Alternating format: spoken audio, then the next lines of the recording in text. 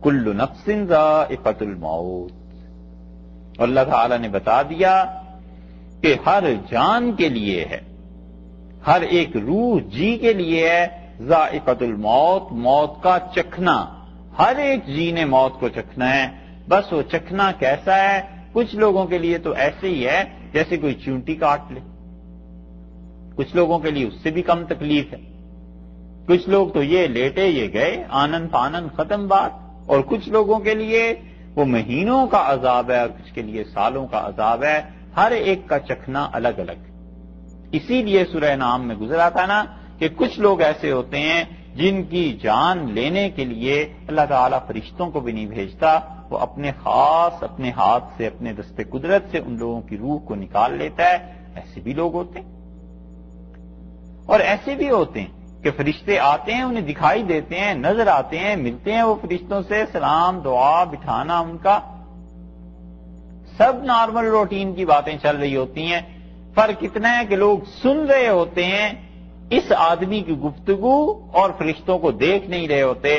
اور یہ آدمی اپنے پاس والوں کو سنا دیتا ہے مگر دکھا نہیں سکتا، اس کے قبضے میں نہیں، اس کے بس میں نہیں ہے. وگرنہ فرشتے بھی آ جاتے ہیں اور فرشتے پہروں ہفتوں دنوں کھڑے رہتے ہیں کہ اللہ کا حکم آ گیا ہے، اور اس کو وہ خوشخبری دیتے ہیں موت سے پہلے کہ اللہ نے تیرے لیے یہ چیزیں رکھی ہیں. اور پھر اس خوشخبری کی وجہ سے اس کی روح چاہتی ہے کہ جلدی نکلے، اور اللہ تعالیٰ کے فرشتے سے بتاتے ہیں کہ اللہ نے جو وقت مقرر کر دیا ہے تم اس سے پہلے کہیں نہیں جاؤ گے، بس وہ وقت متعین ہے، آئے گا اور تمہیں ہم لے جائیں گے. اسی لیے رسول اللہ صلی اللہ علیہ وسلم نے فرمایا کہ اس کی روح لپیٹ دی جاتی ہے اچھے ریشم کے کپڑے میں، اور جب وہ آسمانوں کی طرف لے کر جاتے ہیں تو فرشتے اس کے لیے استقبال کرتے ہیں. اور فرشتے کہتے ہیں کہ اس روح کا آنا بڑا اچھا ہوا. ہزاروں لاکھوں آدمی ہیں جن کی روحیں جاتی ہیں ہر روز، ہر دوسرے دن، تیسرے دن، کتنی تعداد ہوتی جاتی ہوگی، روزانہ کتنے ہزار آدمی مر جاتے ہوں گے. یہ اللہ کا پورا ایک نظام ہے. اللہ نے فرمایا موت تم نے چکھنی. اور اسی طرح سختی بھی ہوتی، اور وہ سختی اگر مومن کے لیے ہو تو وہ اس کے گناہوں کو معاف کرا دیتی ہے. آگے قبر اس کی اچھی ہو جاتی ہے، حتیٰ کہ قبر کا عذاب گناہ کو معاف کرا دیتا ہے، آخرت اچھی ہو جاتی ہے. مگر یہ پروسیس جاری رہتا ہے. یہ چیزیں حدیث میں آیا ہے، رسول اللہ صلی اللہ علیہ وسلم ایک یہودی کے ہاں گئے اور وہ سب جانتے تھے کہ یہ اللہ کے رسول ہیں، اور اس کی جان نہیں نکل رہی تھی اس لڑکے کی. تو آپ نے اس کے باپ سے کہا کہ اگر تم اجازت دو نا، رسول اللہ صلی اللہ علیہ وسلم نے اس لڑکے کو کہا، آپ نے کہا تم میری نبوت کو مان جاؤ اور رسالت کو، تمہاری جان آسان ہو جائے گی، اور اللہ کی توحید کو مان جاؤ. تو اس نے اپنے باپ کی طرف دیکھا، گویا کہ اس نے باپ سے پوچھا کہ اگر تم اجازت دو تو میں ان کو مان لوں. تو اس نے ہاں میں سر ہلا دیا، مطلب یہ کہ ٹھیک ہے تم اقرار کر لو. اور پھر اس نے رسول اللہ صلی اللہ علیہ وسلم کی رسالت کا اقرار کیا اور اس کی جان نکل گئی. حدیث میں آتا ہے آپ باہر گئے اور آپ نے کہا اللہ کا شکر ہے کہ انقذہ بی من النار، اللہ نے اس کو میری وجہ سے جہنم سے بچا لیا. انبیاء علیہ السلام آتے ہی اس لیے ہیں کہ لوگوں کو وہ جہنم کی راہ سے ہٹا کے جنت کے راستے پہ لگا دیں. اور اگر اللہ انہیں یہ طاقت اور اختیار دے دیتا کہ وہ مردوں کو زندہ کر دیں تو پھر دنیا ساری ان کے پیچھے چل پڑتی. اس لیے کہ عجیب و غریب چیز تھی نا، لوگوں کو تو یہ میجک سی چیزیں چاہیے. اور اللہ نے اتنی بڑی چیز کے لیے بھیجا کہ زندہ مردہ اس کے سامنے کوئی مسئلہ ہی نہیں. کروڑوں آدمی جو جہنم کی راہ پر چل رہے تھے انہیں زندگی اور جنت کی راہ پہ انبیاء علیہ السلام لانے کے لیے بھیجے گئے. اس چیز کو لوگ نہیں دیکھتے.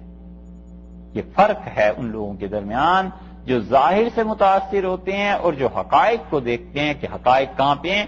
اس لیے اللہ تعالیٰ نے فرما دیا کہ مرنا ہے تم سب کو، اس کا ذائقہ چکھنا ہی ہے.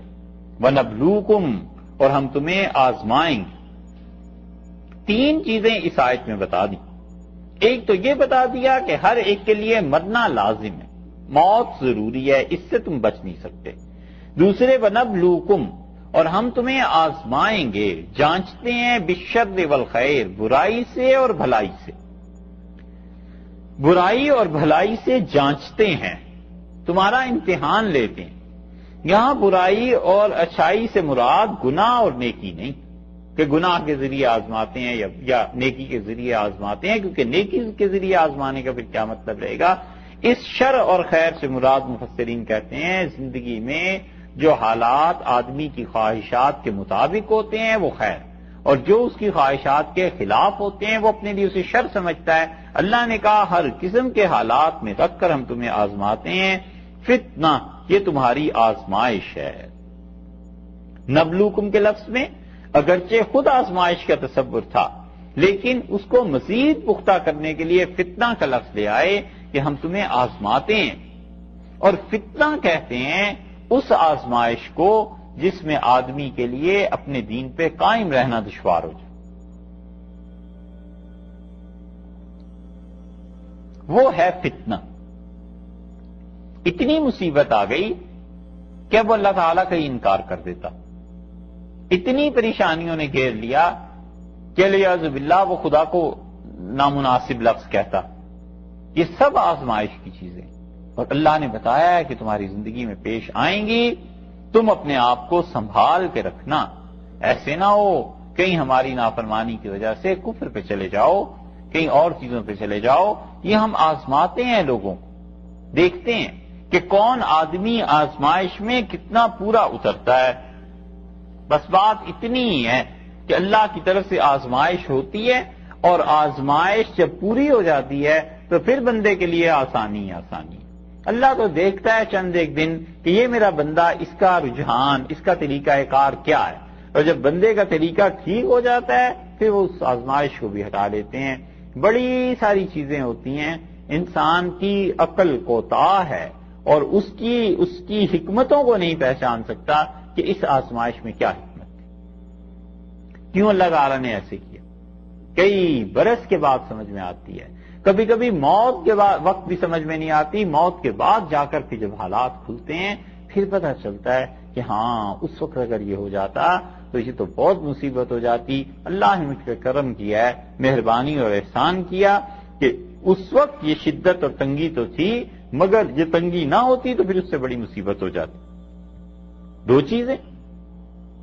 تیسری بات فرمائی وَإِلَيْنَا تُرْجَعُونَ، اور تم لوگ لوٹ کر ہمارے ہی پاس آؤ گے۔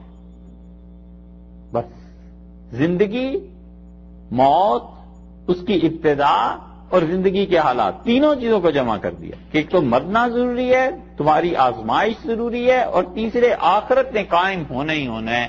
تم ہمارے پاس آؤ گے اور ہم تمہیں بتائیں گے کہ ہمارے پاس کیا چیز ہے تمہارے لیے، اچھائی یا برائی، کیا چیز تم کر کے آئے۔